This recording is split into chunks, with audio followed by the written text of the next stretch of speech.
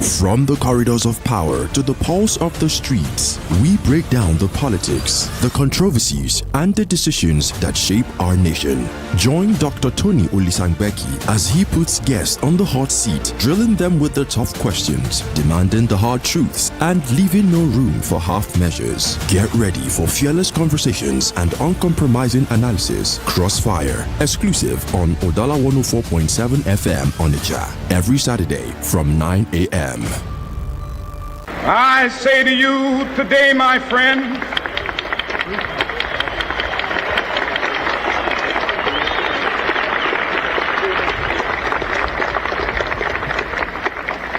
so even though we face the difficulties of today and tomorrow, I still have a dream. Yes. It is a dream deeply rooted in the American dream. I have a dream that one day this nation will rise up and live out the true meaning of its creed. We hold these truths to be self-evident, that all men are created equal.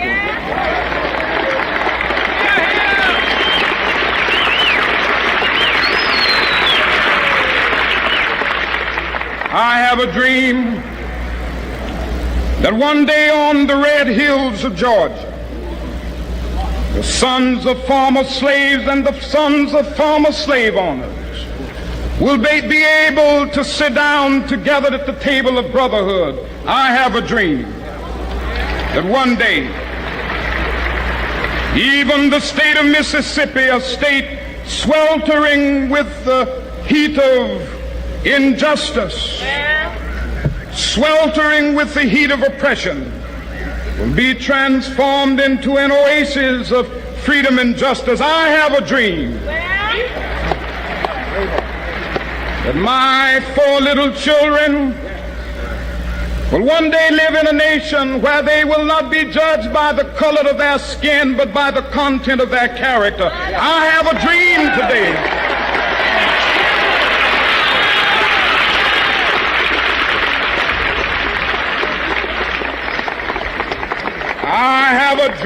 that one day down in Alabama, with its vicious racists, with its governor having his lips dripping with the words of interposition and nullification, one day right there in Alabama, little black boys and black girls will be able to join hands with little white boys and white girls as sisters and brothers. I have a dream today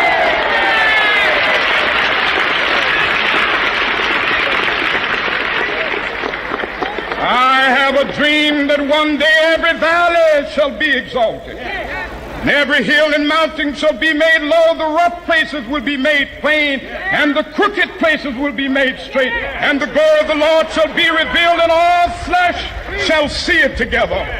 This is our hope. This is a faith that I go back to the South with. With this faith, we will be able to hew out of the mountain of despair a stone of hope. With this faith, we will be able to transform the jangling discords of our nation into a beautiful symphony of brotherhood. With this faith, we will be able to work together, to pray together, to struggle together, to go to jail together, to stand up for freedom together, knowing that we will be free one day. This will be the day. This will be the day when all of God's children will be able to sing with new meaning, "My country, tears of thee.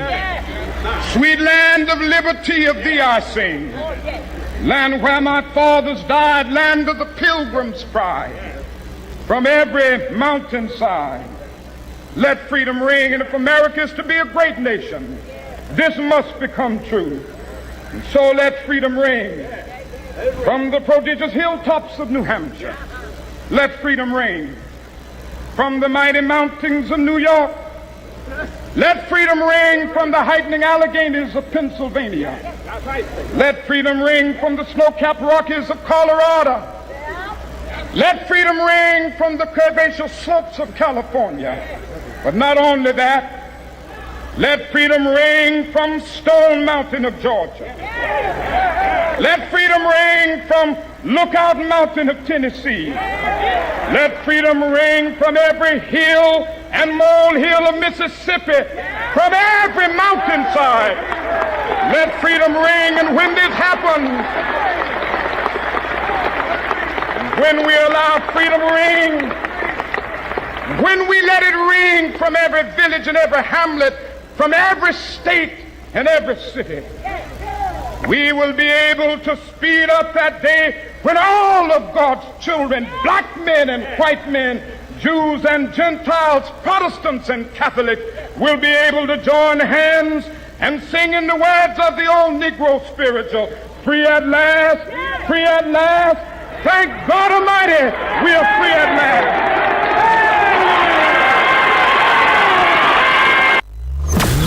When the stakes are high, the debates get hotter. When the issues demand clarity, we bring the fire.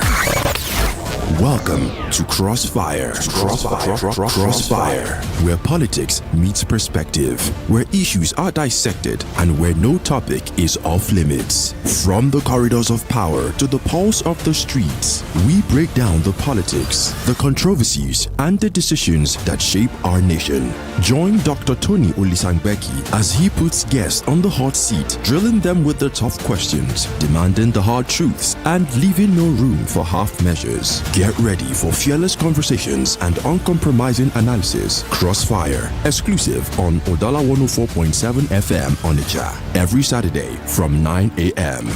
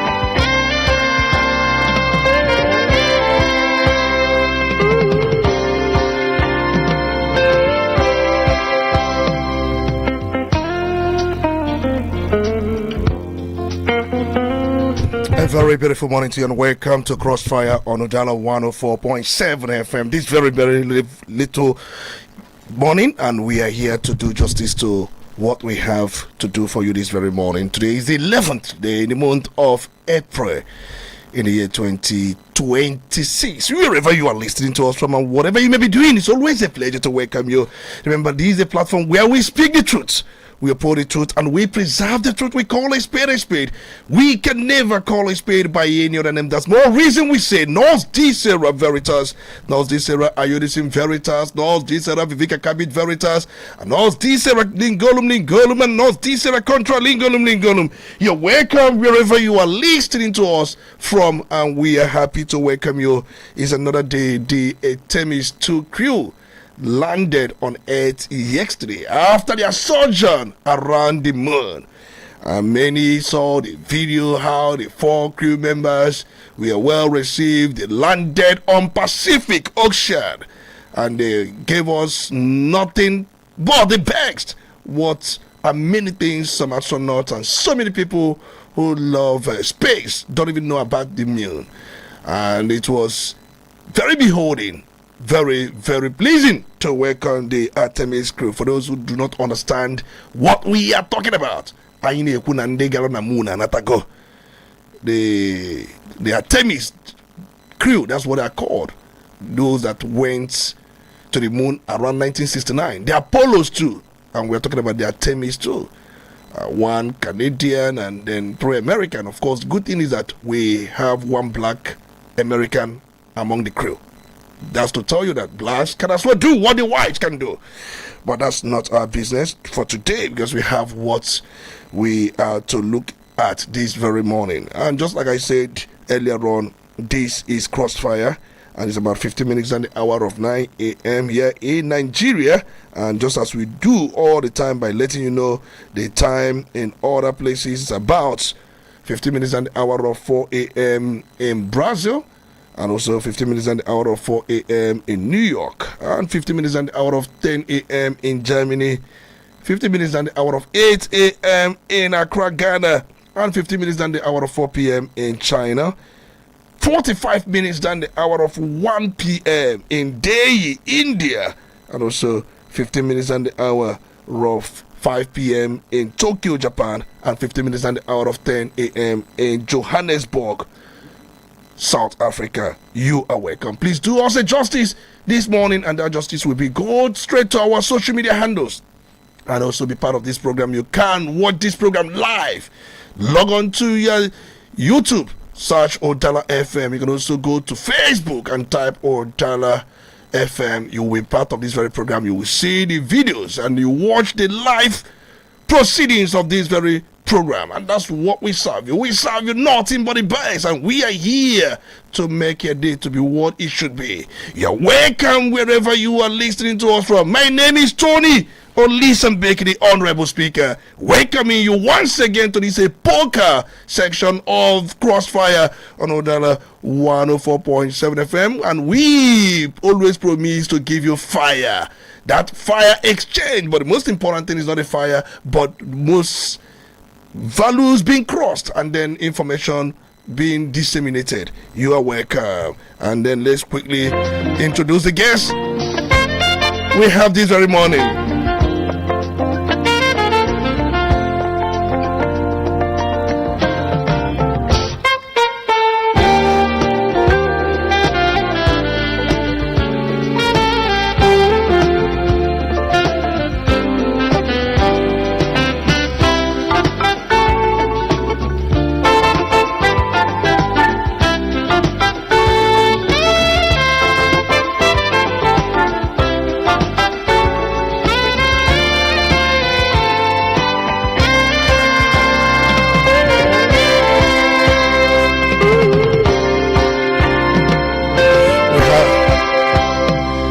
We have in our studio this very beautiful morning Honorable Sabasil Ugo. He is a political affairs analyst and also a political affairs enthusiast. He's a public commentator and at the same time somebody who is a moralist, but there is nothing like moralism in politics. I've always said that. But the good thing is that he is here with us to base minds and views about what we are going to look at. Of course, we've seen his comments around social media platforms and how he has been talking about the politics in general. It's my pleasure to welcome you, Honorable Sabasil, this very morning on Crossfire. You are welcome. Thank you, my speaker, Tony Olisanbeke. You're welcome. Thank you. Let's quickly serve you the political roundup stories. Once we are done with the political roundup stories, we're going to come back and look at the business of the day. We're going to look at ADC imbroglio. What is actually the problem in ADC? What is the problem with ADC? And who could be the agent provocateur? These are some of the things we're going to look. Those who are really in this whole dilemma, all in pace, all in broglio, brohaha, are they acting a script? Written by who? Have we seen something like this before in the history of the country? Where are we heading to? Is the country sliding into a one-party state? The protests and everything, did they play into the hands of the so-called agent provocateur? We're going to find out more about this. And also, Mr. President yesterday went to Bayelsa State to commission projects, and we saw the Naval Police, they engaged themselves in free-for-all, exchanging blows in watchful eyes of many spectators, many Nigerians, when you can see the naval men exchanging blows. But that's not our concern. It can only happen where? Do you have the answer to the question?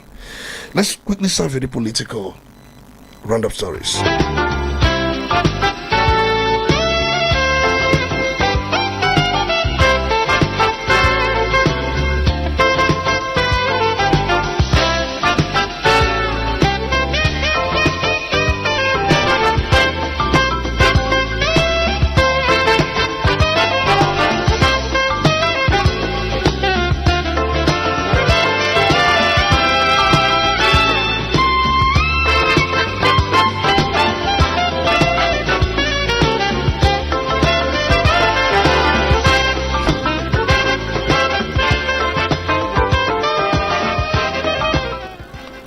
We have to begin with the very first story. President Bola Tinubu on Friday pledged that his administration will deliver stable electricity capable of powering economic growth, industrialization, and national development.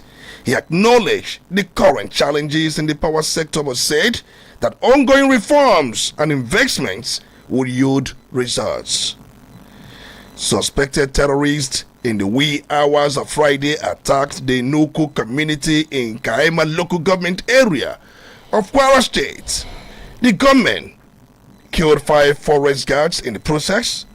Dozens of the terrorists were said to have been equally neutralized.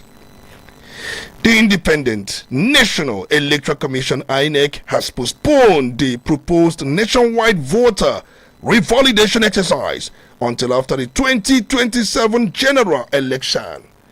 Mr. Muhammad Haruna, INEC National Commissioner and Chairman, Information and Voter Education Committee, disclosed this in a statement on Friday. Nafu Bala Gome, the factional leader of the African Democratic Congress ADC, has insisted that the party leadership cannot be assumed to rule informal processes, warning that due process must be strictly followed in determining membership and leadership positions. Bala, who is laying claim to the leadership of the party, made a statement during an interview with the BBC Hausa service. Of course, in that interview, he said that the party under his leadership will ensure that those above 50 years or 60 years will not be allowed to contest certain elective positions. The Nigerian Bar Association has warned that it will take disciplinary action against lawyers who institute court cases aimed at drawing the judiciary into internal disputes within political parties. In a statement released amid ongoing factional and leadership crisis in the coalition-backed African Democratic Congress, the association expressed concern over what it described as a growing trend of legal practitioners and courts becoming entangled in intra-party matters. A member of the House of Representatives representing Ikeja Federal Constituency, James Faleke, has endorsed Lagos State Deputy Governor Obafemi Hamzat as the next governor of the state ahead of the 2027 elections. The federal lawmaker made a declaration in a post on his official X, formerly Twitter handle, on Friday. Personnel of the Nigerian military were seen engaging in a free-for-all in Bayelsa State during the visit of Bola Tinubu on Friday. In a trending 53-second video, a driver of Hilos vehicle marked Naval Police was seen stepping down from his vehicle and exchanging words with another driver. The federal government on Friday said it secured 386 convictions out of 508 terrorism-related cases prosecuted at Abuja Division of the Federal High Court. The Attorney General of the Federation and Minister of Justice, Lateef Fagbemi, SAN, disclosed this to journalists at the conclusion of the 9th phase of the mass trials. The Nigerian Railway Corporation has disclosed that no fewer than 20 persons were arrested in 2025 for vandalizing railway infrastructure across the country. The Chief Public Relations Officer of the NRC, Callistus Uyumado, disclosed this while speaking on the role of the Railway Police Command in handling vandalism cases along rail corridors nationwide. And finally, the Federal High Court in Abuja has fixed April 14 for the hearing of a suit filed by Nafu Bala Gome, seeking to stop the African Democratic Congress leadership led by former Senate President David Mark from parading themselves as leaders of the party. The trial judge, Justice Emeka Nwite, fixed the date on Friday following the issuance of hearing notices to parties in the suits. And those were your political roundup stories. We now proceed to the business of the day.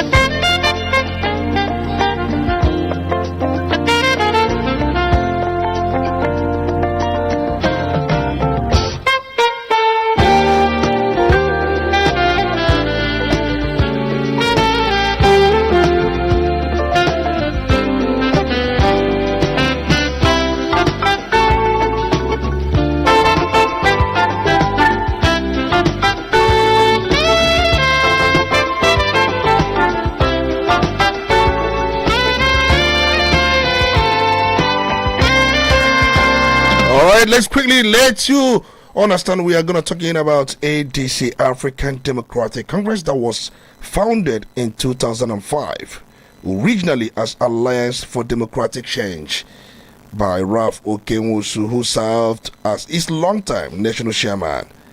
In fact, it had limited national impact until mid-2025, when prominent opposition figures, including former Vice President Atiku Abubakar, ex-Senate President David Mark, former governors Rauf Arebushola, Nasiru El-Rufai, and others like Rotimi Chibika-Amechi and Peter Obi in coalition talks, joined and aligned with the party.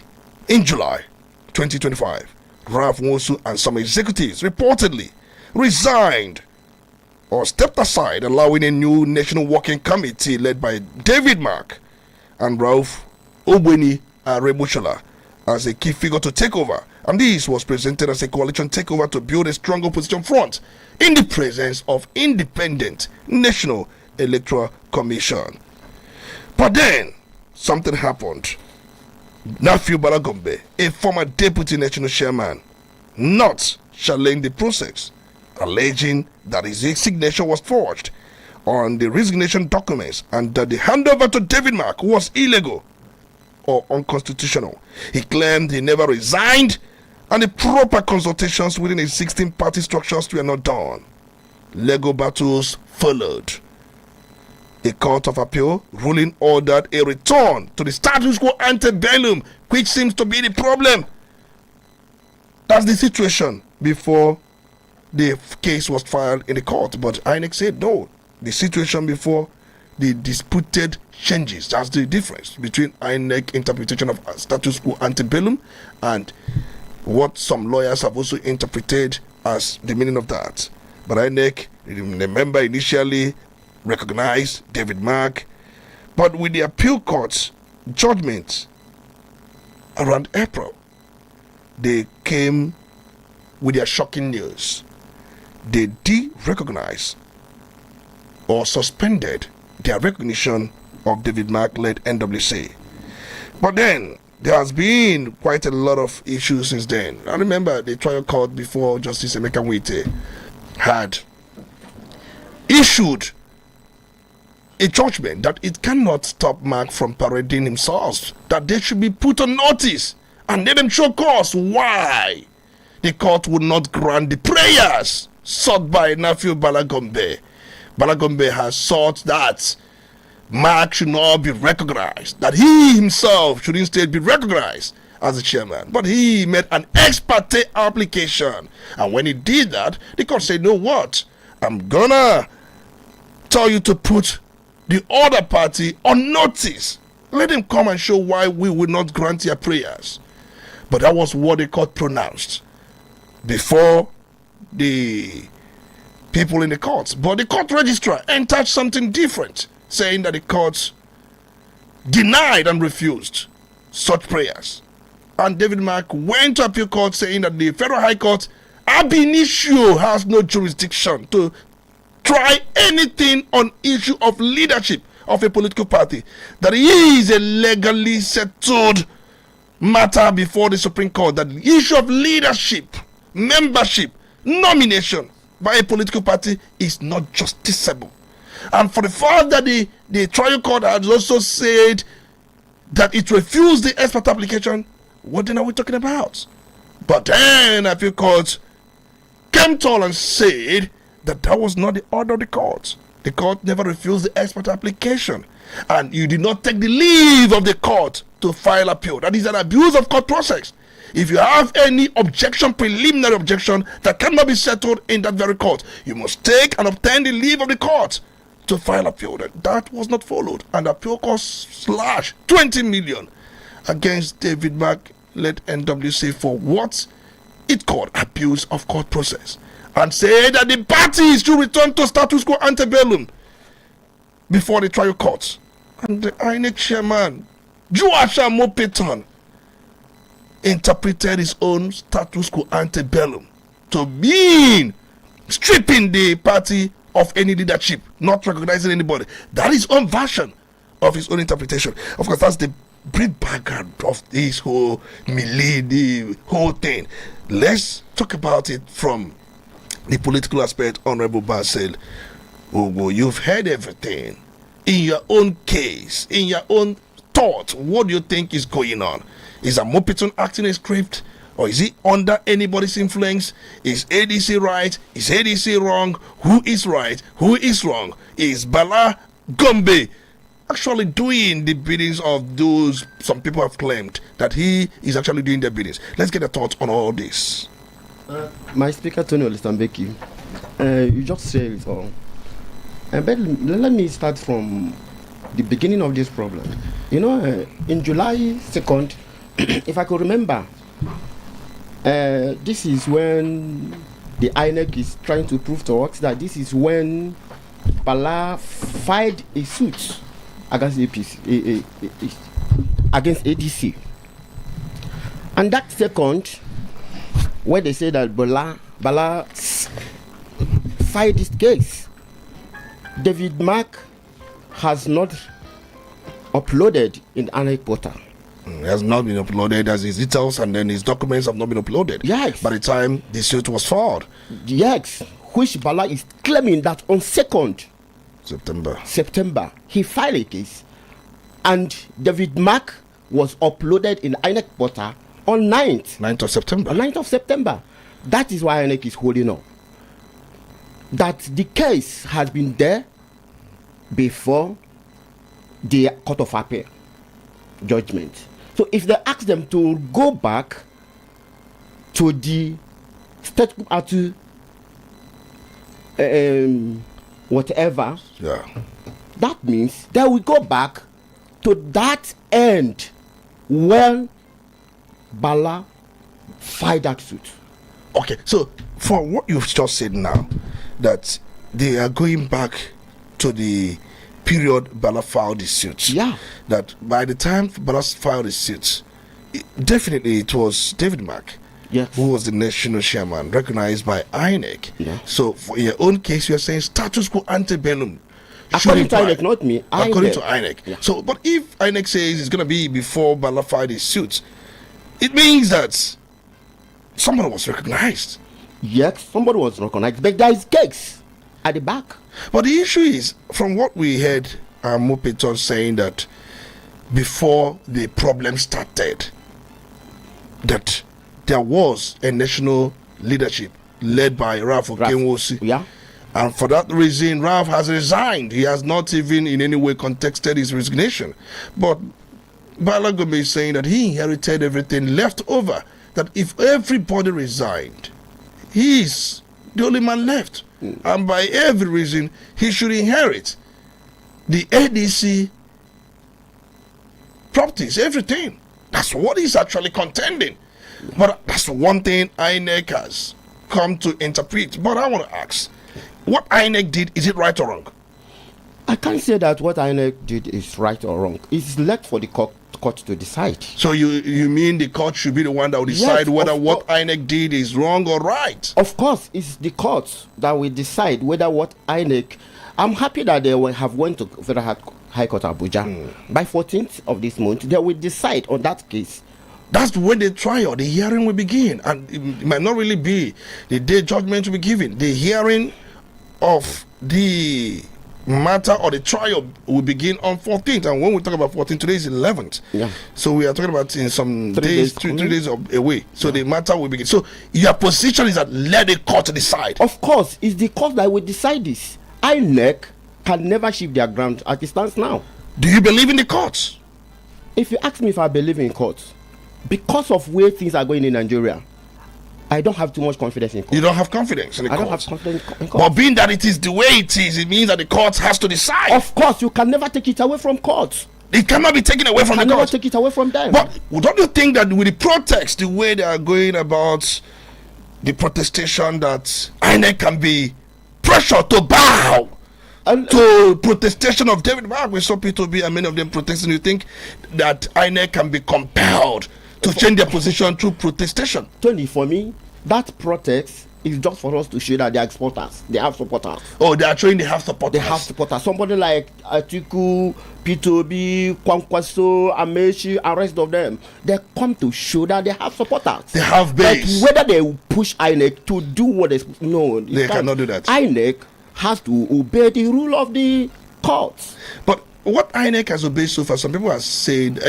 I have to be very clear. What INEC has done so far, some people have come out to say that INEC is being paid by the president to do all these things, to destabilize this political party so that he would not have a challenger come 2027. That we've seen that in PDP, we've seen that in Labour Party, that they created Lamidi Papa to begin the process of destabilization. Along the line, Julius Abure was actually bought over, and Lamid was asked to step aside. And we've not been hearing from Lamid Papa since Julius Abure began the struggle he started. We've seen the whole thing in Labour Party. We are also witnessing what is going on in PDP. PDP has crumbled to the point that every governor has left. In fact, we are told that Bala Muhammad, the governor of Bauchi State, is negotiating whether to join ADC or to join APC. But having seen that ADC is in turmoil, he is contemplating being allowed to get into ADC with some promises, because the issue of structure will be handed over to him. But there are those who are fighting him in Bauchi State. But are you looking at all these things happening to be a plot for Nigeria to descend into a one-party state? Tony, people has the fear that all those things now is drafting to one-party states. That is the fear, because when the opposition are going down, democracy equally going down, and the ruling party has their reason not to give any room for opposition party to come and overshine them. Because when you see what is going on in ADC, you see that there is a challenge, and our ruling party is like a party that don't want any challenge, and it's very dangerous in democracy, because when the voters are there to vote and they live without option, what are they going to do? Because I think that politics is all about, or election is all about having option. If I don't vote A, I will vote for C or B. But a situation whereby you have a ballot paper without any other option, it makes all the democracy. But even if when the parties appear on ballot paper, but they're having internal crisis, it will be as if that, yes, they are on ballot, but they are working for one political party, which is APC. APC is the biggest political party in Africa. We are every governor, I think about 32 governors as we speak right now. Even the 4 governors that have not joined, 2 of them have come out in open to say that they are working for the president. We are talking about Governor Shukuma Soludo and also Governor Alex Oti of Abia State, who has come out to say that he cannot oppose Mr. President. And if I cannot oppose you, by implication, I'm working for you. That's what he said. I cannot oppose the president's re-election. That's what Governor Alex Oti said. And he said that he stands by that statement. Well, that's just for that. And we have our brother, Jay Makinde, who is in the wilderness. Jay, as we speak now, is in political wilderness. And Bala Muhammad is also in political wilderness. In fact, we are in that wilderness with Governor of Zamfara State, Dauda Lawal. Dauda Lawal said, you know what? I'm going to come out of this wilderness. That I cannot be spending 40 days and 40 nights in the wilderness. That it seems that it could not be light in the tunnel if I remain here. And he moved to APC. And some governors have also done same.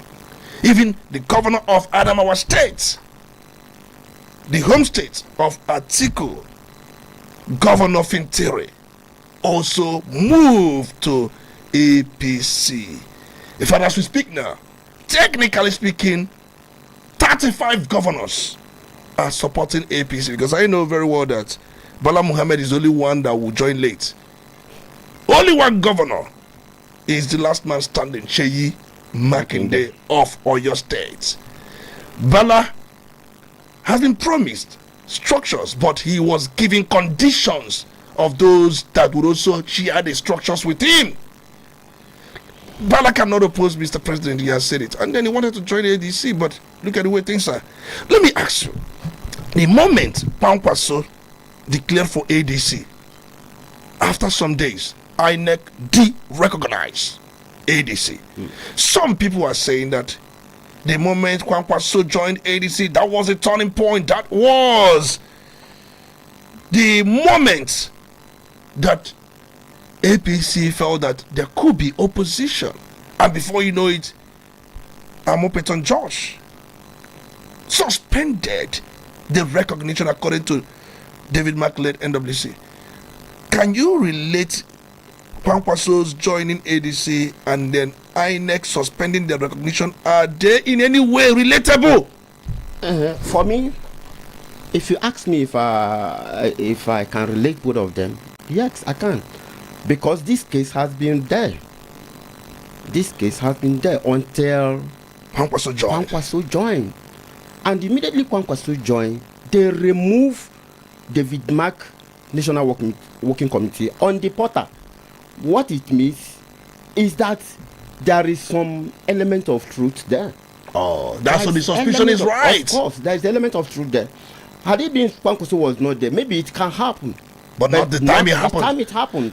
Because I can't say that it's a coincidence. Okay. I can't say that. Okay. Because it immediately Kwankwaso joined, INEC remember that this is appeal court judgment. They're going to form a strong alliance and opposition to the ruling party. And you know that ruling party can never accept any opposition that we challenge them to that high. And Kwankwaso joining them is a very big advantage to ADC. Oh, very big advantage. Oh, and you know, I know, the INEC chairman is he who pays the pipe. The 32. All right, my concern is there, because I have always said this many times, but it's just a suspicion you said, but it doesn't look like a coincidence. But in any case, we saw the video of the Kwankwasia movement, the crowd we saw. Could it be that they could have done this without showcasing the level of structures they have in Kano? And Kano is a delicate state. Of course, we've seen the governor Yusuf, who has joined APC, and we've seen their impeachment move against the deputy governor. But the deputy governor told them, you don't need to waste your time impeaching me. Let me resign for you and just save that resources that you would have been deployed, you would have deployed that resources you could have used to impeach me, save it for the state that he is leaving. But to come back in 2027 as a governor, it was a promise he made. I'm going to leave as deputy governor today, but I'm going to come back as the substantive governor of Kano State come 2027. Now, which political party is he going to ride on? Because the ADC is now being patriarchal. They are being suffocated. Yes, ADC is patriarchal. If you like, use your terms. I wonder what the governor of Kano State will be telling the deputy. Oh, you want to challenge me? Let's see the political party you are going to challenge me with. Or is it going to be ADC? But Nigerians are looking at justice and can we of course we know that the matter will not end in his court. It's going to go to appeal court. It's going to go to Supreme Court. Can ADC afford this time? Is it not better for them to leave this party and just chop for another political party and continue their coalition, or possibly call Seriaki Diskin, the national leader of NDC, and ask Seriaki, let's join you. Seriaki has also extended the olive branch, asking them, come on board, that they cannot in any way bring us down. But don't you think this should be the way ADC should go? Okay, but let me tell you, who told you if they go this way? Oh, if they go to NDC, they will not have the same problem. Oh, they will be followed there. They will follow there. They may be followed there. I'm not saying that they follow there. There may be. Another problem. Who is causing the whole problem in all the political party in Nigeria? How is this? APC has a PDP has a problem. Why PDP has the problem? ADC now is there. Have the problem. Why is ADC part of Labour Party? Where is those political party that can stand for a strong opposition? If they join this political party, tomorrow they will have another court case. Oh, you mean if these people leave ADC now and join NDC, that there will be another court case? Of course, there must be an interest there. There must be an interest there. What is going interesting? That is it. So wherever they go, there will be a court case. Of course, there must be a court case. So the issue is that they will not contest. I don't know. Well, maybe. But do you think APC is afraid? Because a party with 32 governors or 34 governors in principle and 32 governors in reality, why are they afraid? I think they have got everything. They have to tell ADC, any opposition, come on and challenge us. Do you think APC is really afraid? For me, I don't think this is an afraid. This is using the arsenal as you have. Oh, they're using the arsenal. Enemy. Okay, you mean they are not afraid, but are using their own arsenal, whatever they can use to weaken the enemy. Just like two football clubs now. Yeah. Going for football match. One will resort to using set pieces, like they say Arsenal use set piece to win games. Yes. And even not because they are afraid, but for them, they are using whatever they can to win the match. To win the match. Whatever that they have at their disposal, they're gonna use it. Of course. Even they can fake penalty. Exactly. Even if it means bribing referee. Not that they are afraid of the opponent. Yeah. But they think that they can use anything at their disposal to win the game. Do you think that's what APC is doing? Of course, I think that is what we're doing. Not that they are afraid of any political party. Not they are afraid of any political party. Because if you see what APC is doing now, you discover that this election is done and dusted. Oh, so Naikuya na election na Abulugo to your tent all Israel. Of course, what are we going to do again? The ADC now is in problem. The PDP is in problem. Even if the fraction of APC, the PDP, has made it publicly clear they are supporting Tinubu. And then if INEC is the championing the whole thing, because INEC is there. So do you think that the problem is orchestrated by President Bola Tinubu, or because the institutions we have in the country that are weak, because we allow our laws to a level where the president makes every appointment, that if the institutions are strengthened, that the president cannot influence these institutions, that this will not happen? Thank you, Tony. The problem we have is the problem of institution. Institutional problem. Of course, the INEC, the police, look about the judiciary, court of the legislator. Our president has made himself, the legislature has made themselves too much believe in the presidency, that they can never they can never question whatever that come to their table. All right. Do you have a problem with the fact that Akpabio is representing President Bola Tinubu in most functions now? Any function that the president cannot attend, either he deploys a vice president or he deploys a senate president. And the question is Senate president part of executive arm? That is where we have the problem. Because look at the Commissioner of Project in Lagos State. Mr. President ensure that he represents him at that very function. And we also saw, even when Mr. President went to Ogun State, he was part of the delegate of Mr. President. Is the Senate President part of the presidency? That is the problem, because I think all the institution in Nigeria has been captured, hijacked, one way or the other. Would you say captured? Who captured the institutions? If you ask me who captured the institution, I can say that is this happening before the current administration? Yeah, we saw things like this even during the time of President Buhari. Was it not the period Ahmed Lawan said that whatever the president wants is good for the country? Nigerians were telling him, are you in your right senses? Ahmed Lawan was the Senate president at that time. He came out openly and said that whatever the president wants is the good for the country. And Femi Gbajabiamila, as a speaker, said it's better for us to be a rubber stamp than to oppose the president. It happened in its own way. During the time of Jonathan, we saw David Mark. Anything that Jonathan brings to his table, he ensures it gets approved. No any form of delay or whatever you call it. The issue of oversight.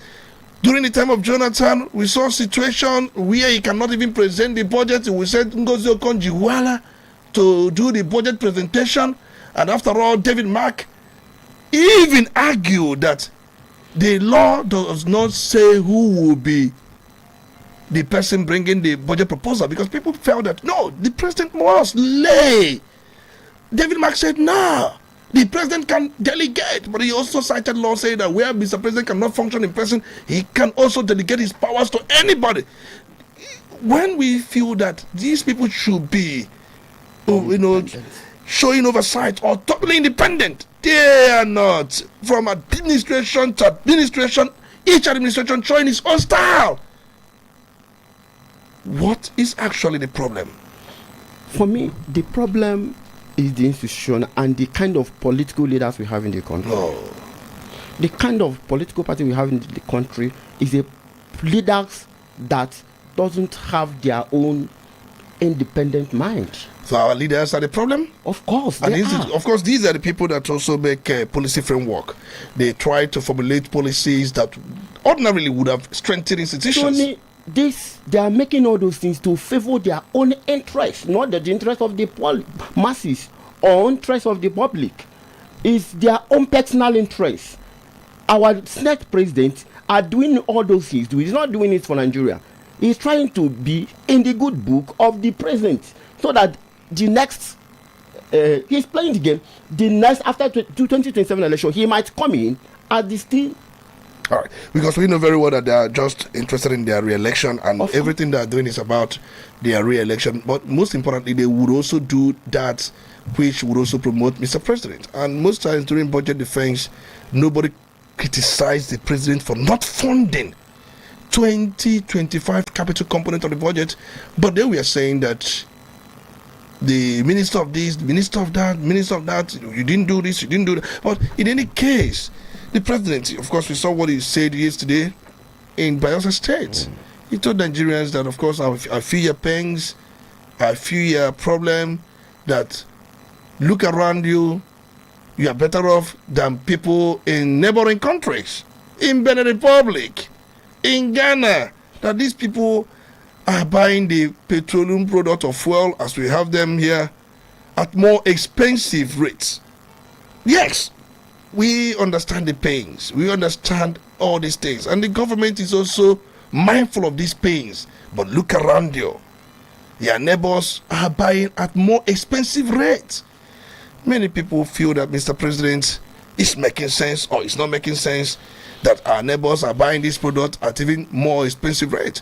Yesterday, when he was actually speaking in Bayelsa State, and of course he promised that there will be more electricity, that they are doing reforms, doing investment in that very sector, the Nigerians are going to see wonders. Are these things campaign promises? Because campaigns have not started. Of course, for me, it's a campaign promises. Oh. Because we have this kind of promises during the 2023 election. But how far have we gone about those promises? And nobody is checking, nobody is holding them accountable to those promises. 2023 election, he promised us that the electricity is going to be, before how many months the electricity will be full everywhere. Well, where is it today? We're still talking 2027 election, we are still going to talk about electricity. It's not promises upon promises upon promises without seeing the effect of those promises.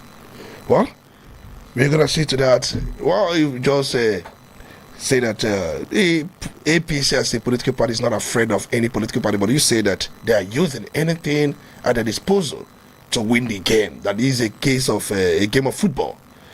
You can, if you like, use penalty. If you like, use set piece. If you like, use deceive the referee, or even trying to bring the referee on your own side. Not because you are afraid of the opponent, just you are trying to win the game at all possible costs. That's what you said. That is what Mourinho used to do then. Oh, Mourinho, you are citing. So who is Mourinho? APC is now doing Mourinho's side. Is that what you are trying to say? I'm not saying so. But you are talking about football. But it's a game of game. Yeah, it's a game of game. Who's gonna win? Anything you might use to win your opponent, you can use. Or anything you can use. That's what is going on now. All right, we've heard that from our guests this very morning, saying that APC, of course, they're trying as much as they can to win the next game, which is the 2027 game. All their plots are just to win the game, not that because they're afraid of anybody. But then, how are we going to continue? Because many Nigerians believe without opposition. You said without opposition, democracy will not thrive. Of course. And you believe in opposition. Of course. You believe in opposition? Of course. You do? I do. So you think that opposition should be allowed to thrive? Of course. Opposition is the first thing in a democracy that can make a democracy move fast. Without the opposition, we have too much power invested in the leadership, which is very bad. Okay, all right. Without opposition, definitely the ruling party will do anything and believe it is good. All right, people believe that this statement, join APC, and your sins are forgiven. Could it be that Adams Oshomole may have been a soothsayer, a Nostradamus of his time, to have seen and imagined that once you cross over, their sins are forgiven? The moment our brother Ngige attended from court, because he was being tried for matters relating to his time as the Minister of Labour and Productivity, immediately he was docked, remanded in prison, and then he attended APC meeting. Since then, nobody is hearing anything about that case. Could it be that the case, or he has been forgiven? Yes, he was in APC, or he's in APC, but he has not been active. But now, he joined some governors, Southeast governors, Association of former Southeast governors, not Southeast governors. They are the forum of former governors of Southeast, where they have declared their total support for President Bola Tinubu. And we saw Ngige there. And possibly his sins may have been forgiven. And he was the one helping David Umahi during that press briefing. And we saw many of them. And these men, do you think they have political value? Are they going to pull the people of Southeast on the side of President Bola Tinubu, or they should go and sleep? For me, when you talk of that political value, they don't have it. But I think that the problem is that the institution in Nigeria is not working. Okay. If the institution is working, when they find you that you have some problem, the institution will come in and fight the problem. But a situation whereby you have an issue and the institution cannot come in and give you a fair hearing and justice, you believe that the ruling party is the only place you can go and get the justice or whatever you feel like you are getting. Okay. The institution can never help you. All right. EFCC can never help you. EFCC will only help you when they have an order from the above. All right. When they have an order from the above, let's really go for a commercial break. For those of you listening to us, this is Crossfire on Udala 104.7 FM. We'll be speaking about the issues that happened recently, ADC or Family Onwefa Komadumefa, is a very, very simple question. Or Family Onwefa, do they do this to themselves or somebody did this to them? It's a very open question. That's one. And which way forward can they come out of this imbroglio? Can they come out of this brouhaha, this melee? Anambra State ADC is holding their Congress as we speak right now. And this Congress is expected to march forward for their national convention. And the national convention is on 14th of April, the same day the issue of their leadership will be heard in court. How can they be having convention on 14th of April? And the court has also fixed the same 14th of April as the hearing date of their leadership tussle. And people are thinking, why don't you first court challenge force and come back for your convention? But they say that the convention must go on. That's why some states are having their congresses. But of course, we saw court cases in some states, stopping the congresses in some states. Anambra State ADC is having its congress today in Oka. I don't know if ADC is getting it right. In your own mind, you support the idea they should go on with their congresses, even their convention, despite the leadership issue, and INEC is not recognizing any of these things. INEC has said that we will not be part of all these things. So for INEC, that these things are illegalities, that court has said, status quo ante bellum be maintained. Do anything that will not impugn or in any way undermine the trial of the leadership tussle. But they are saying, INEC on your own. If you like, come. If you like, don't come. That we are going to do this. Is ADC in one word, because we want to go for break, are they taking the right decision? No, INEC has written to, ADC has written to INEC, and they have approved it. So if ADC is having their decision today, I think that is necessary. They'll do it. They have it. Let the court take the decision. Oh, let they go on and do this thing, and let the court decide after all everything. All right, let's quickly take a moment. When we come back, we are going to continue with the conversation by even possibly open the phone lines and allow you to get into the conversation, because I think we need to give you more time for you to make a contribution on this very show. Let's take a moment. When we come back, we are going to continue with the conversation.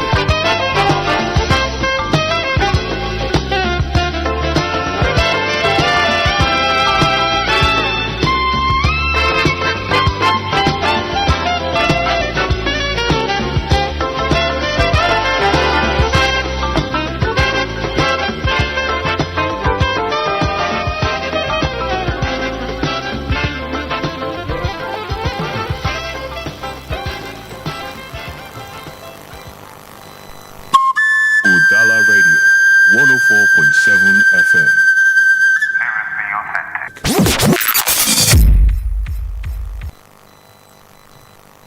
The land is green. For too long, realtors have worked alone. No structure, no protection, no unified voice. That era ends now. Welcome to the Realtors Summit 2026, a historic gathering that will redefine real estate in Anambra and Asaba. The Anambra Asaba Realtors Association, a platform for unity, influence, and collective power. And beyond that, a Realtors Welfare Initiative built to support you when it matters most. Strengthen your career and secure your future in the industry. At this summit, you'll discover smarter ways to close and scale, multiple income channels in real estate, and strategies that move you from hustle to ownership and authority. Featuring Dr. Tony Olisa Mbeki of Udala FM, Lovelin Chinenyen Nana, Property Boss, and Mr. Jude Igwebike, IT Professional. Date 2nd May 2026. Time 11 a.m. Venue 5-star Restaurant Hall, Stock Exchange, Onisha. This is not for everyone, but for realtors who are ready to rise. For inquiries, call 0803-276-0653. This summit is free, powered by Nebek Real Estate Limited. It's green. On it all, una don ready for the biggest Easter shutdown. Golden Promise Entertainment presents Easter Golden Fiesta. One massive night of music, comedy, and correct vibes. It happens Sunday, April 12, 2026 from 5 p.m. till dawn for Onitsha Mall ShopRite. Host for the night, MC Bim and MC Feargod. Music policy by Emmy Black, Ivado, and Sparkle T. Laughter with comedians like Twin Parrots, Prince Neche, 5 Naira, Dibia Update, Holy Baba, and Sister Equitos. Plus live performances from Mweze and CJ Ozugo, and DJs will go keep the party hot all night. DJ Staffy, DJ Y Barrow, DJ Two Step, DJ Tony Banks, DJ Freezy, and DJ NK. Tickets they go fast. Regular 2,000 Naira, VIP 5,000 Naira, VVIP table for 5, 200,000 Naira. For sponsorship, bookings, and enquiries, call 0814-394-2802 or 0808-441-5156. Easter Golden Fiesta, the party we on nature go talk about. Supported by Udala Radio 104.7 FM. Special announcement. All traders and business owners affected by the ongoing demolition at Onitsha Main Market, an alternative is now available. West Africa Intercontinental Trade Center Limited, WETC, in partnership with the Anambra State government, is building a modern commercial complex at Oze Nkwele Road Mechanic Village. Good news. All affected traders will receive free shops for 1 year, while the permanent shop clusters are being completed. To benefit from this opportunity, all affected traders and interested persons should visit the Onitsha Chamber of Commerce to obtain the expression of interest form. Location: opposite Shanahan University Gate, Basilica of the Most Holy Trinity Compound, GRA, Onitsha. Investors who wish to build modern shops for sale to subscribers can also obtain the forms. Note: only 16 clusters remain, and each cluster contains 272 shops. Don't miss this opportunity to secure a shop in the WETC Modern Trade Complex today. For inquiries, call 0803-786-6974 or 0813-644-5336.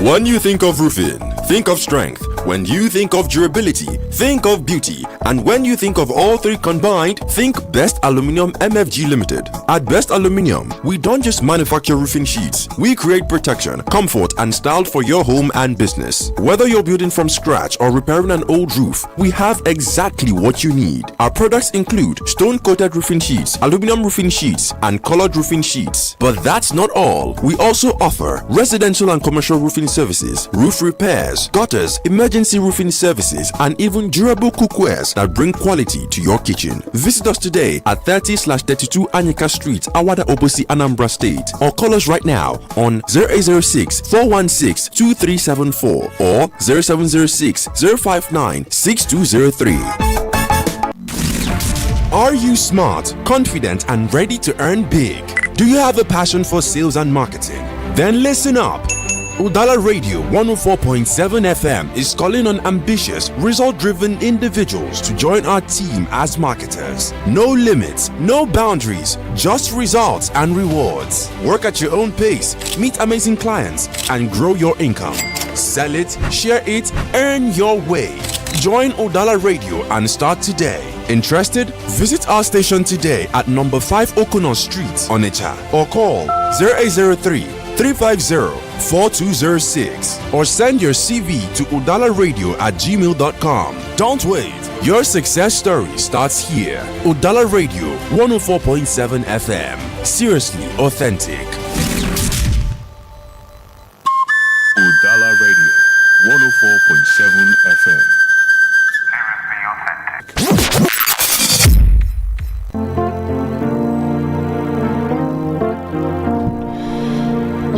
You're welcome back. It's to Crossfire on Udala 104.7 FM. This very lovely Saturday morning, and we are still right here talking about issues affecting our political parties and also our nation. And I've been joined by Honorable Sebastian, who has also bet his mind on some of these issues. And then we are talking about ADC and his problems on Madam Elefefe I've asked that question. For those who do not understand Igbo, I'm asking, do they do this? Did they in any way do this to themselves, or somebody did this to them? In any case, the matter is still in court, and we are going to hear from Justice Emeka Wait by the time the matter begins on 14th of April. But at this point, before we also bring our guests, what do you think? We can also open the phone lines. So why you're also talking, we also engage our guests. 0803 221 6973 or 0803 827 6694. Please go to our social media. Please go to our Facebook and drop your comment there. We are going to read the comment as well. Let's see if we can just take some calls and then bring our guests, take some comment from Facebook. Good morning. You are welcome. Okay. Please try and do call us back. We are not in any way getting your own. Okay. Hello. Good morning. Yeah, very good morning to you. Good morning. You're welcome. You're welcome. Chidi Chukuma is my name. I'm joining you from work. You're welcome, Chidi Chukuma. Yes, and good morning to you, our guest. Good morning. Yes, thank you for your wonderful analysis this morning. Talking of all this political development in Nigeria, it is quite unfortunate because from my own assessment, we are not making any progress at all. At this time, we're supposed to have set up a standard political mechanism in Nigeria where we will be enjoying a free and a peaceful election. But look at what is going on, and the ruling party will never in any way exonerate themselves from what is going on. How can you be on top? Because by witch hunting every opposition party. Because all these people that are just doing all these things are the agents of, or let them call them tools in the hands of the ruling party to make sure that they win the election at all costs. The issue of leadership in any political party is a family issue. That is a matter for any political organization. They have every right to choose their leader and not any other person. So any manipulation or intimidation to impose a candidate or even to destabilize any political party is uncalled for. So those people that are doing all these things, Bala Gome and co. You can't appropriate and disappropriate. Everybody knows that he resigned with the other people. How can he come back and start making a different statement or claim? And the court will allow him to be manipulating, keeping the whole people to ransom. You can't continue, every one person to continue to hold the whole nation to ransom. And the court is allow themselves to be used as engineer of such fraud. Everybody, including the INEC and other people, are just meddlesome interloper in that case. They don't have any right to intimidate or to harass or to try in any way to impose a candidate or to destabilize any political party.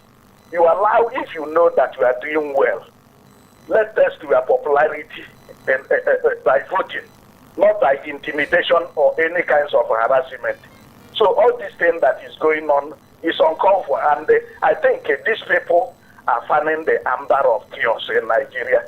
Because of this thing, if be fully grown up, then people will understand it. When we say that the Nigerian is sitting on the keg of gunpowder, we have seen an attempt to kill, and yet the people did not learn any lesson from that. And that is why we have to call them to order, to the ruling party and the agent, the tools in their hand, who are fanning all this amber of chaos, to take precaution, because the kind of crisis that they are trying to fuel in Nigeria cannot contain that, because we are facing different challenges now. You see the they look at the situation in Nigeria, that the life in Nigeria is not safe. We are facing challenges everywhere, economic challenges, then political challenges and security challenges, and so some people are even trying to add more to our problem. It is uncalled for. All right. Good morning. All right, thank you so much, Honorable Chidi Chuguma, for your submission. We're going to come back to that because you said quite a lot of things. We know very well that you spoke your mind. Possibly you are speaking for ADC. You may have sympathy for ADC, but we understand that. Good morning, you're welcome. It's good to have you. Thank you. Mr. Speaker, Tony Mbek, good morning to you. You're welcome.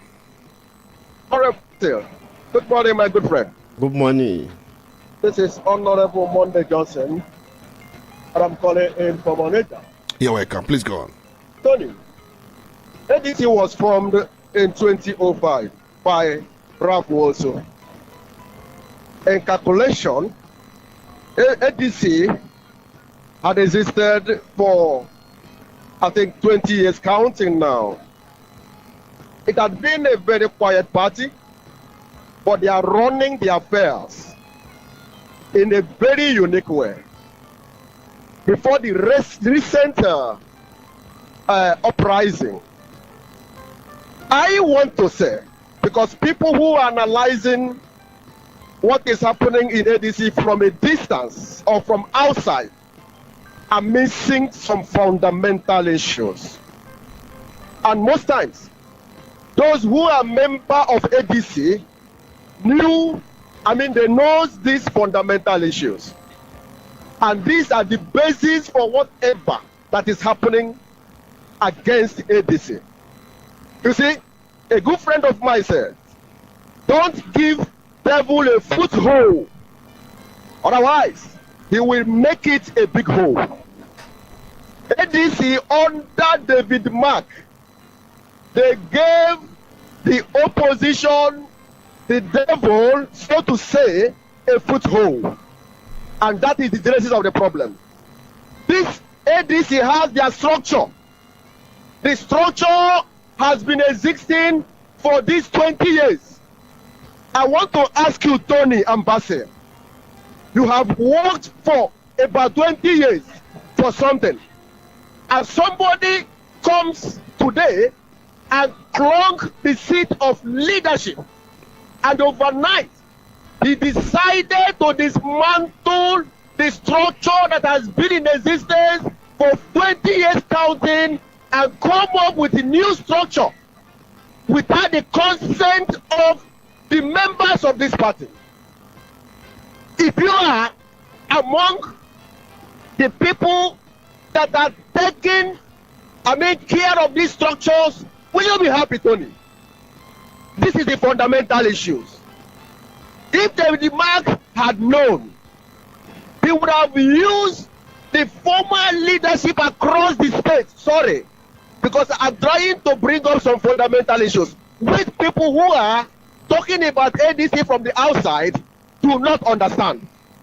If he had known, he would have used these state party leaderships. All right, I understand your point, Honorable Monday Johnson, but we are told that Bala Nafu Gome also resigned, though there was this thought that he would also be appointed as the Deputy National Chairman, not his former position, if David Mark assumes new leadership. That according to some people that he was promised, but there was no written agreement that he will be appointed, but he resigned. The question is, why would he resign according to some documents we have cited, and at the same time turned it the other way, that he never resigned? From all indication, the game is very clear. I'm listening to Ralph Walso in one of the interviews in national television. He made it very clear that the leadership of the party resigned in order to pave way for David Mark to come in. Tony, David Mark had the capacity, he has the capacity to build this party and make it the national party and a strong opposition. And of course, the moment he mounts, the seat of leadership, you see how people are coming in, men that have the capacity to move the party forward. So he has the capacity, and that was the reason why Ralph Wozu and all the leadership, they paved the way for him to come in. It was an agreement. But the problem here, which has led to this, is that David Mark made one, serious mistake. Now, if he had promised Nafu Gombe to chair, to be the deputy chairman of a particular zone or region, I want to ask you, is that enough for a man that has been in national leadership of the party before? It's not enough. So what are you trying to say would be enough? If David Mark had listened to some people who had spoken before now, what he would have done, number one, retain the seat of all the state chairmen. And this state chairman, the Nafu Gombe, can listen to them when they come together and speak to him. If he had done that fundamentally, Nafu Gombe would have not fallen into the hands of the opposition, the ruling party, to come against the party he helps in building. In any case, you are saying that APC caused this problem themselves. That's what you're trying to say. From all indications, ADC. Yes, from all indication, David Mark made a very fundamental mistake, and that gave APC that little opportunity to evade. Okay. That is the point. Okay. So I'm summarizing by saying, even as I'm talking to you now, there is a circulating information that Congress is going on, just like you said. Yeah. I got the circular. The Congress will start by 11 a.m. or thereabout. In Okanambra State ADC Congress. In Okanambra State. But there is another also circular going on under the leadership of Patrick, who has been the elected Anambra chairman, that Congress in Anambra has been suspended. You are aware of that? Oh, I'm aware. There is problem in Anambra ADC. I'm going to talk about it. There is a problem. That is the problem we are having in ADC. There is a problem in Anambra ADC. Yeah, this Patrick was duly elected as Anambra ADC chairman. How will you come overnight and sideline him and pick another person? All right, so that's the problem. All right, we got a point. I'm going to come back to you, but I understand that Anambra ADC is not also spared, because there are those who believe that Peter Obi's team have overshadowed Patrick's team. Recall, the candidate of ADC to the last election, we know very well. Okay, the candidate of ADC, his team members, of course, I spoke with one of them last night. He was telling me how unhappy they are that Obi's team, those that followed Obi to ADC, they have hijacked everything. They have usurped everything, that they have been in the party for a very long time. And from the look of things, they want to be given automatic tickets. That they have been in this party, fighting for this party, doing everything for this party. He was lamenting, but he told me he wouldn't talk so much at this point. I'm just trying to let you know. And the conversation I had with a member of ADC in Anambra State, he was lamenting that they have come to take over everything. They have been in the party. Now, and then the last caller said ADC caused this to themselves. Good morning. You're welcome. My name is Comrade Owuchena. I'm calling you from Monita. You're welcome, Comrade Owuchena. Please go on. Thank you very much. Before I go on, let me announce that I'm officially an ADC member. I registered sometime last month. Okay. Are you holding any position in ADC? Of course, I'm the polling unit chairman of my ward in Umuho Kabia. All right. Also, so now the question is, if you're a member of ADC in Anambra State, of course, we heard the reports from Honorable Monday Johnson, and also the call one of them made to me last night complaining. And then in fact he said that we have to help them, that the media should help them. Mr. Speaker, let me tell you the truth. Okay. The truth of the matter. All you right. see, so a thing like this is bound to happen. You know, when people be defected to Labour Party, ahead of 2023 general election, these things happened.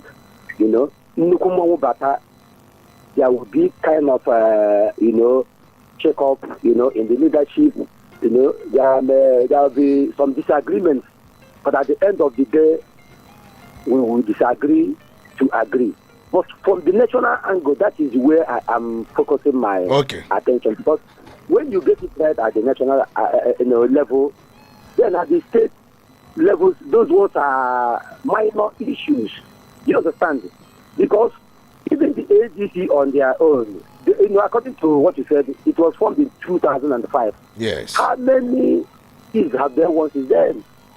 So when the big masquerade is coming, there will be shake-up in leadership, in instructions, so that you can advance your cause. Now, from the national angle, ADC Abraham Melonwefa, yes, it is APC. They are the people masterminding all this chaos. I want to ask you a question before you continue. Do you think if Bala Nafu Gome was properly settled, do you think APC will have any space to come in if actually that they are the people causing the problem because he has not been established? But if Nafu Gome was properly settled, do you think there will be a space for anybody to come in? Mr. Speaker, you saw the resignation letter of Nafu Bala Gome. We saw the resignation letter. So, but he has denied that. How would he deny even his signature? How will he deny it? He was there.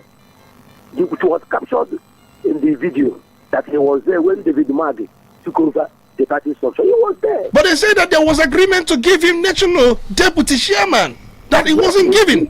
That was that agreement. If there was an oral agreement between them, that is their business. Anything for a man of his caliber, any agreement should be signed, documented, so that when he is talking about it, he will give us a copy of the agreement. You understand? See, APC is by the side masterminding all these things. We know, okay, let us assume that ADC, they are the ones doing it to themselves. What about the Labour Party? What about SDP? What about PDP? All these parties, what about NMPP? Where one was left recently.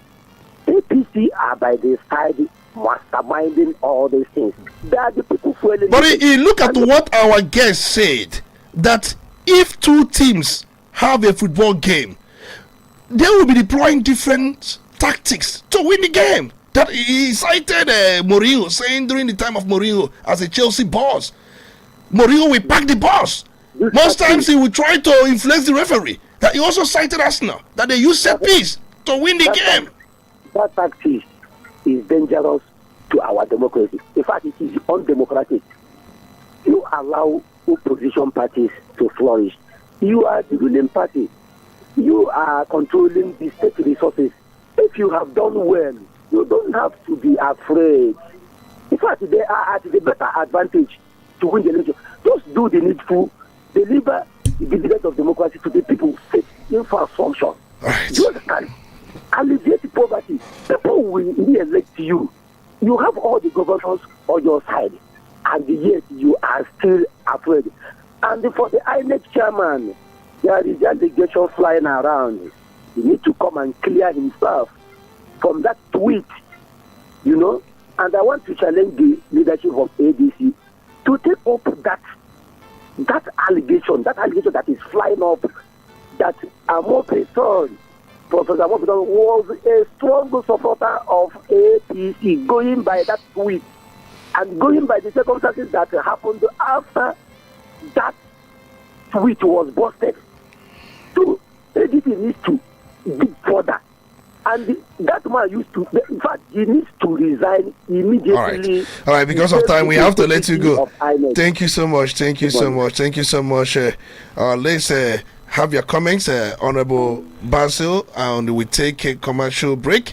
Quickly, let's have your comments. There are calls coming in, people are calling in. Okay, Tony, the issue in ADC is that ADC caused their problem. They caused their problem? Of course. This problem started the immediate the moment the old National Working Committee of ADC handed over to David Mark, David Mark entered in without a pure and a good consultation, dropping all the former members without giving them their due recognition. So you are saying that, and the fear is there. If you are the political member and holding a political position, strong one for a past years, and now the new executive is coming off and drop you aside without recognition. Without recognition, will we be happy? So that is exactly what is happening to. So David Mark failed to give those who were there before recognition, proper recognition. Carry them along and put them or fix them in some. If he has done this, I don't think this problem will. Or if he had done that, there will be no problem. That's what you mean. Okay, that ADC is the cause of their problem, according to our guest. But then the last caller said no, that APC is the one causing this. Let's quickly take a moment. When we come back, we are going to continue with the conversation. It's still Crossfire on Udala 104.7 FM. Do not go anywhere.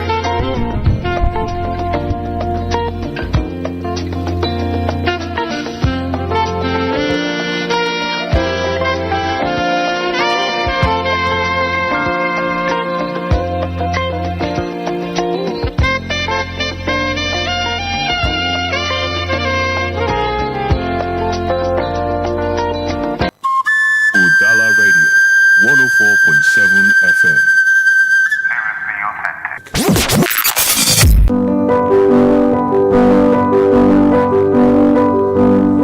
There will be a public lecture based on the work In the Light of Truth, the Grow Message, on Sunday, the 12th of April, 2026. Venue is the Grow Temple, Owelebo Layout, Onisha. Time, 3:30 p.m. Topic, Understanding the Working of God in His Justice and Love. Announcer, Alexander Benhart Publishing Company, publishers of the Grow Message. For enquiries, please call 080-332-18274. 080-332-18274.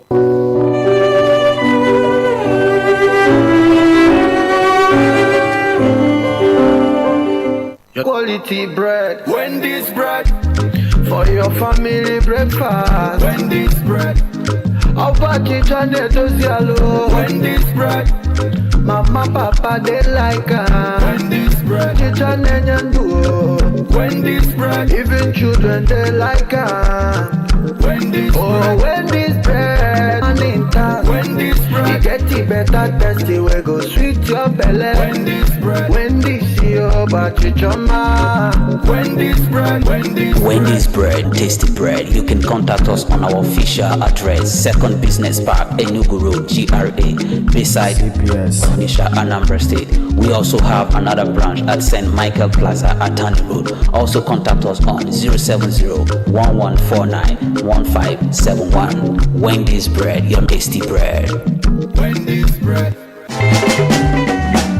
Searching for a place to eat good food and still enjoy premium relaxation? Stanley World Agwoka got you covered. Welcome to Stanley SFF Restaurant and Opriche Lounge Agwoka, where taste meets class. From hot, delicious local dishes to mouth-watering African and continental cuisines, pepper soup, grilled meat, rice, drinks, and many more. Everything is fresh and satisfying. Step into Opriche Lounge, a calm, classy environment to chill, hang out, and unwind. Perfect for friends, dates, and after work relaxation. Chop well, drink well, and feel cool morning, afternoon, and night. Stanley SFF Restaurant and Opriche Lounge, a haven for good food, great vibes, top security, and steady comfort. For further inquiry, call 0814-565-6920 or 0813-855-8009.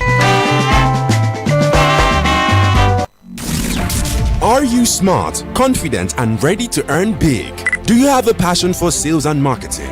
Then listen up. Udala Radio 104.7 FM is calling on ambitious, result-driven individuals to join our team as marketers. No limits, no boundaries, just results and rewards. Work at your own pace, meet amazing clients, and grow your income. Sell it, share it, earn your way. Join Udala Radio and start today. Interested? Visit our station today at number 5 Okonon Street, Onitsha, or call 0803-350-4206 or send your CV to udalaradio@gmail.com. Don't wait. Your success story starts here. Udala Radio 104.7 FM. Seriously authentic. Udala Radio 104.7 FM.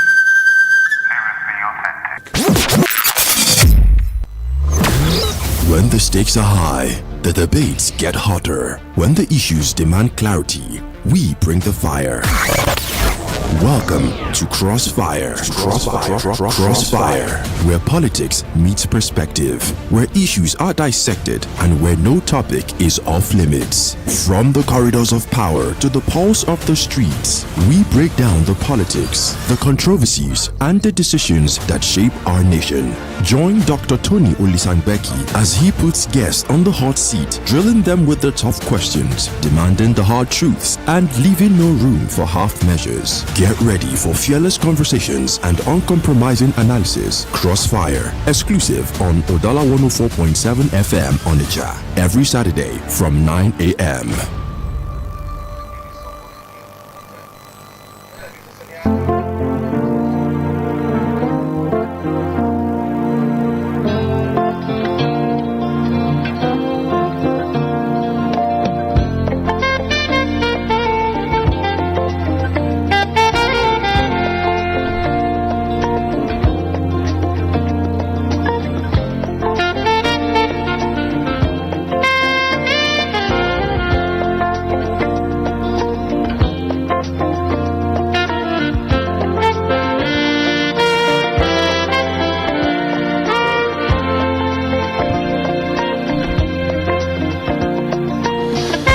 Welcome back. It's still Crossfire on Udala 104.7 FM on Nature this very beautiful morning.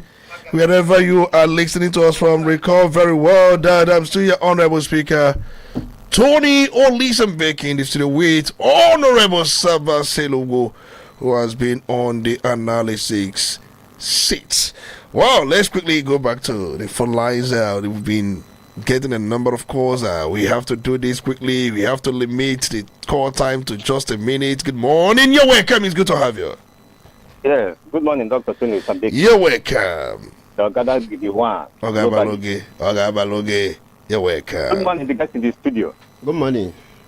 This is Henry from Onitsha GRA. You're welcome, Henry. Please make it brief. Yes. Make it very brief. Yes. You know I'm a slow speaker. The last time you couldn't make it brave, but go on, let's see. Yes. Let me start by saying this. If you cannot beat them, you join them. Yes. If you can't beat them, you join them. ADC has been there over the years, 20 years, or even more than that. But the very pertinent question now is, how far have you been faring prior to the emergence of these gladiators, political bigwigs inside ADC, within ADC? That is the very question. That is a spotlight you must not overlook.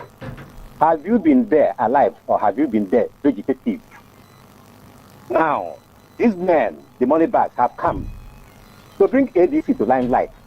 Why not forget about all these, position or whatever, and the clamor for the ultimate goal? What is that ultimate goal? Presidency, number one position in Nigeria. By the time you have achieved that, then you begin to discuss your, your fundamental issues. But you come together, okay? Galvanize the issues, galvanize effort, galvanize thinking, thought, and achieve, an aim. I remember that time in Enugu. Doc, you remember there's a word and your word. Inflation came in, trouble came in, and later was, as the report went, was found leader overnight, and that saw the emergence of PDP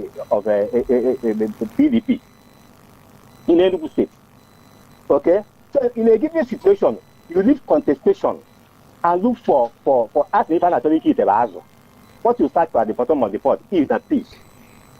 Finally, let me ask this question, please. Okay. What is the, I'm asking the ADC man there. He's not a member of ADC. Okay, he's not. No. Okay, I'm asking the ADC person wherever you are. What is ADC doing in the Nigerian court? When the Apex Court has ruled that any internal party dispute is not justiciable. Okay. Are you listening? All right. So what are they doing in court? What are they still doing? Why not go back home and be...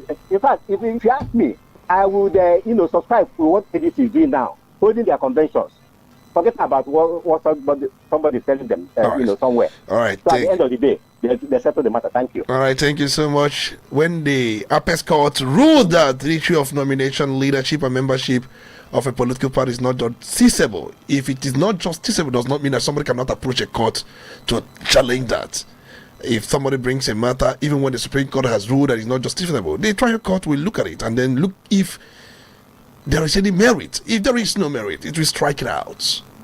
But if there is, it may go on to entertain it. But that doesn't make it right, because you also have another superior court, the appeal court, and then finally can also get back to the same Supreme Court. Let's leave that. And let's also go back to the phone lines. We've got so many messages on our Facebook. We are going to take them once we are done with the calls coming in. Good morning. Good morning. Are you there? Oh, we cannot hear you. Remember, whenever you call, you have to speak out so that we can hear you very well. And then it's our time to just listen to you and get to know what your thoughts are, especially on this issue of ADC leadership crisis. If it's being discussed everywhere and people are divided on this issue. Good morning, you're welcome. Good morning, Tony Sambek. You're welcome, it's good to have you. Good morning, our guests in the studio. Good morning. I am Okezuono, coming from Okweta Kabunuguta IGF State. You're welcome. Yes. Partly, I would say that the ADC caused it for themselves, and then 90% of it being caused by ADC. In the first place, David Mark is the chairman of the party. They should have known that the other team, the presidential aspirant, must come from the south. Yes, he is David Mark for the north. The other one must come in party politics. If you have the chairman, the other one will come from the other side. And now, Erifai said that it should not be zoned. I see that time they are quarreling. They should have had a presidential aspirant. That's number one. Now, APC is doing everything that is happening in all these parties. When they say any little goal, they jump on it. This Nafu, when NEC of this party dissolve the executive offices, he's not dissolved. What is he claiming again? His own position was that they dissolved at that time. And so he has no right to again. Now, when the court said, go back to status quo at the belly, the INEC chairman should have known that David Mark should go back to his seat. And Robert should go back to his seat. And the position they were when Nafu went to court. So APC is doing 90% of what is happening in all these political parties. Thank you very much, and God bless you. All right, thank you so much. Of course, he believed that 90% of the blame goes to APC, whereas 10% goes to ADC. He has put them in percentage ratio. Good morning. You're welcome. Good morning. You're welcome. It's good to have you. You're welcome. Morning. My name is Madoka. I'm calling from Umuoji. Madoka calling from Umuoji. Please go on. The problem of ADC started from the day Peter Obi defected to that party. Oh. Because Atiku is there, Ameti is there, people who have ambition. Peter Obi went there, some also have joined. Do you know that the government of our present government will do everything necessary to make sure they destabilize ADC? And it has started. Their problem, before they have this convention, I believe there is a court, even though ADC wins the presidential election. What happened in Zamfara State before, when APC won? But because they have internal crisis, PDP took over the mantle. So they have to be careful. All right, thank you so much. You believe that their problem started the moment P2B joined. But when P2B joined, INEC still recognized ADC leadership. It was when Rabbi Musa Pankwaso joined that the recognition was suspended. Good morning. Good morning. You're welcome. It's good to have you. Good morning, guests in the house. Good morning. It's me, Jide calling from Mo. You're welcome. Hopefully, the guests in the house will tell me that the APC government in power now is not afraid. They are 100% afraid. That's why they are using everything within their arsenal to make sure that nobody can challenge them. All right, the guest used a very important narration. He said, Arsenal, using set pieces, using every tactic, does not mean he's afraid of his opposition. They will be playing Bournemouth by 12:30 today. They will use different tactics to see if they can win. That doesn't mean they're afraid of the opponent. That's what he said. He used that narration. I am trying because the guest he has is using the political language. I'm telling you, the political language. They are fully afraid. That's just the truth. They should allow politics to be done in Nigeria. They are trying to kill politics in Nigeria. They are trying to kill opposition, which is not good. You understand? They should allow politics because they are not doing well. If they are doing well, the things they did in Nigeria will be campaigning for them. They are not doing well. They should allow politics to be free and fair. Okay. You understand? Thank you. All right, thank you so much. Of course, he said if they are doing well, that they shouldn't be doing all these or using or deploying all these tactics. But in any case, let's quickly with the course, and then I know you want to say something, but let's just calm down. Good morning, you're welcome. Good morning, Masika. You're welcome. Good morning, our guest. Good morning. You mentioned Sebastian Oruku. I want to be corrected. This is Sebastian or Basil. Honorable Basil. Please go on. Okay. This is Anthony Mecheta, reaching from Onitsha. Make it brief, please. There's no day saying that our democracy is on the precipice. What is happening in ADC, we can see is the mastermind of the APC, and they have vocalized it.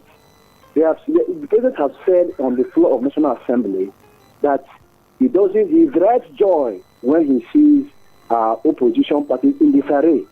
So see, for us to be saying that that is a fundamental mistake, even if Nafu Bala Gome was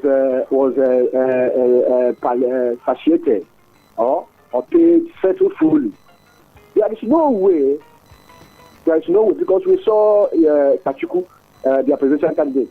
We saw even the only single senatorial House of member make it. So there are several ways the opposition can enter into that party to disorganize it. We will begin to talk about what are the fundamental mistakes the Labour Party had. What are the fundamental mistakes in NPP? So it is not because I heard our guest saying that even if they move to this Christian party, NGC, that you will see you will find another means. There's no way that the ban of Nigerian politics will not find any way even to wreck opposition, so that we will have an easy ride. So they are afraid. And in football analogy that was used, it's just a conjecture because it doesn't add up. Because in football, there are some strategies that you will employ. You will employ in that football match. You'll be booked. Like there are some deceptive falling. You will try to receive the referee to get your way. You'll be booked. So, but in this case, the player here who has an advantage, which is the party in power, they are using deceptive falling so as to book, so as to get advantage. And the umpire is awarding them. It's awarding them instead of them being booked. So that football analogy does not add up here because there is a rule for democracy to thrive. There is a rule you must play with and not to outmuscle the opponent. So we are not saying this thing before. We are opposition parties are being muzzled out, and this is the first of its kind. And it's not good for them. They are the one masterminding what's happening in ADC. All the state chairmen were not dissolved when the match came in. All the state chairmen were allowed to continue until convention. So at the end, okay, they are saying that the signature of Nafu Bala was forged. Was his presence at that handover forged as well? So you see, the president, the ruling party, must find everywhere to suppress opposition. It tells you that they are afraid, and not that they are using strategy to make sure that oppositions will not agree. They are playing using judiciary, using the umpire, using every means. So even if Nafu was in settled war, they will find a means even to placate. All right, thank you so much. That's my take. All right, thank you so much, saying that it was a case of being afraid, not a case of strategy. But the guy says it is strategy, not being afraid. Good morning. Good morning, because you have to very, very fast about this because of time. We are managing time, and a number of people are still calling. People want to pay their mind on this very issue. That's tell you how sensitive the matter in view is. Nigerians are divided. Those are saying that there are those who believe that ADC caused this problem. There are those who are of the opinion that no, it was not ADC, but then APC. Good morning. You are welcome. You are welcome. Maruki Shuka calling from Monitor. Maruki Shuka, please go on. But Speaker, I cannot be gullible like others to swallow the rubbish that is on table that the ADC is the problem of themselves. This is analysis from APC members. They are bringing it to Nigeria for us to take. I cannot take that rubbish. ADC did not cause any problem to themselves. How? When that agreement was met, every one of them was there. Even the Gombe or whatever he calls himself, he was there on that particular meeting. And everybody agreed and sent that their resignation letter. See, why we are talking this thing now is that we have no court in this country. The court we have. I want to ask you a question because it's important to move towards the fact. If you were a member of ADC, Maruke Choka, you've been a member of that very political party for past 20 years. My speaker. And you have invested. Hold on. I'm asking, yes, it relates to you. You have invested your time, invested your resources, invested your money, devoted yourself to the cause of ADC. But for the fact that the party says, okay, you know what, we want to win presidency, and for a chance you guys were asked to step aside for a new leadership that will take you guys to the promised land, and when that new leadership comes on board without recognizing your effort for past 20 years, without recognizing your investment, what will you do? Will you be happy? Nobody is not recognizing them. They said they were not recognized. They were not given anything. Nobody is not recognizing them. Okay. You are on that particular seat for 50 years. You have never even won a councillor chairman. You have never even won ordinary councillor in your own ward. You don't have any right to come and be jumping up and down. Okay. What you do is to wait until you let the convention elapse. There was one of the APC not APC, one of the ADC members, just like I said, called me last night. Usually, I don't pick late night calls, but when he called, I don't even know who was calling, and he was complaining in Anambra State that P2B's team, they have come to take over everything, that they have been in this party, that he has invested everything, that he sold his land to support the meeting of the party, that he sold his land. Now they have come to take over. That he's not happy. Please go on. I've said this so many times and we have you. Okay. The person that is lamenting all these things, please, you would have asked me a question. Okay. We have 300 and something worse in Anambra State, of which councillorship. How many has he himself won? Okay. We are talking about winning an election, and you are bringing people who cannot even walk. How is it possible? Okay. We are talking about winning a national election and some state and the senatorial election, and you are still want to keep somebody who cannot even win a councillorship. Please, they should wait and see how it is, because I still believe that they must be recognized. But for allowing them to be in a position that they cannot even make a move, it is not possible. You cannot even provide money. See, my speaker, we must leave sentiment. This sentiment is coming from APC. I know. Because whenever they are saying anything, you will hear that ADC is the problem themselves. I cannot be gullible to swallow that. When all of them we are present, sitting, and tender their resignation signature, and now you are telling me that you have been treated, that is rubbish to me. Okay. My speaker, what I'm trying to say, ADC costs nothing to themselves. Okay. That we have a functional court in this country that is not court of confusion, court of competent defeat. My speaker, there is no issue on table. You have signed and you didn't record it on a video where you are sitting. My speaker, we should leave this nonsense propaganda. Okay. APC has no issue. They have no single issue. Let the court sit on truth and stop bringing confusion in a democratic country like Nigeria. Right. That's what I'm saying. People should stop swallowing this nonsense. APC costs something to themselves. All right. Thank you so much. Thank you so much. But I got shocked when you said court of competent confusion. And then what we have is court of competent jurisdiction, not court of competent confusion. Sometimes we can come up with different terminologies that the courts have descended into courts of competent confusion as against court of competent jurisdiction. We don't have time. Let's see if you can just take this last call. Calls are coming from different places. The matter is on. Please, can you do us a favor by making it in 30 or 40 seconds? Please go on. Okay, that's me, Obai Kuku from Onitsha. Very, very sharp. Please, what's your real name? We don't accept all these. Obaino. Obinna should be your name. I don't understand what is over. Please go on. Obinna from Onitsha. Quickly, please, because of time. Number one, I need that INEC chairman.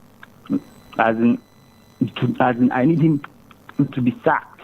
I tell you, because we have nothing to do with any issue with ADC or not. Even so, we need more of them so we can get someone that can handle Nigeria. Okay, all you want is INEC chairman to be sacked? Yeah, I want him to be sacked. Okay.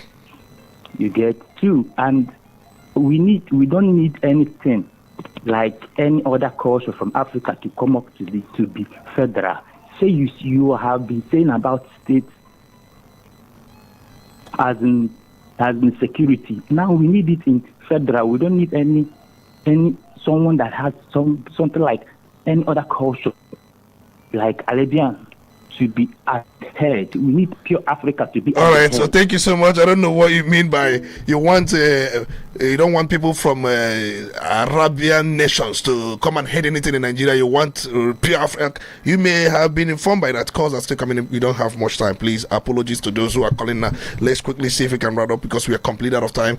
On a Basil, before I take your final statement, I promise to go through the Facebook and take some comments. I promise them that. Let me quickly run it down. We are completely out of time. Okay, you are asking, of course, what you posted here, you are saying, why is Bala Gome coming back after making his resignation? And does it mean that Bala Gome and David Mark can give way to each other? Of course, you said a lot of things. Austin Mogo, you are okay. Austin Mogo says you are testing from fake or nature on ADC problem whether they caused it themselves or by APC, that David Mark did not block all loopholes. Of course, he said that he allowed interlopers to step in, saying that David Mark failed to do certain things he ought to have done earlier on. Olebara, you said quite a lot of things. We appreciate you for that. And then Promise Enyi, okay, you are saying all those things our president said we are political promises. Okay, we got that. Madumem Dominic, we got that. Oddly Aloysius, Obaino Patrick, and Zekwe Celestine, Funai Reader, John Umwet. So many people texted. Your final statement, please, quickly, because of time. Thank you, my speaker. I think that the problem we have here is that we don't understand how these politics work. Because if we do, we will understand that David Mark and his lead committee did not cover a lot of hope. Immediately some people start coming in, some big politicians start coming in into ADC, they would have known that they have to block every loophole for them to gain it, because interest will be on them. Okay. And they leave it and interest. All right, thank you so much. We're completely out of time. Thank you so much, Honorable Sabasi Lugu, for your time, for making out time to be here with us. And we also want to appreciate every one of you that called, those who sent messages, those who listened, everyone. We appreciate all of you. We have to do this next week, and we want to also say that the next program is Sports Arena with Prestige. He's standing by to take on the next program. And I appreciate every one of you. The program was hot, was explosive as usual, and we saw the exchange of fire. And people were so passionate, we are so emotional about this.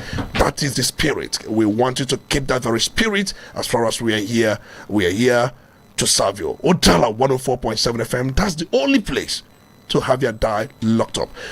My name is Tony Olisanbek, the Honorable Speaker. You have a wonderful weekend.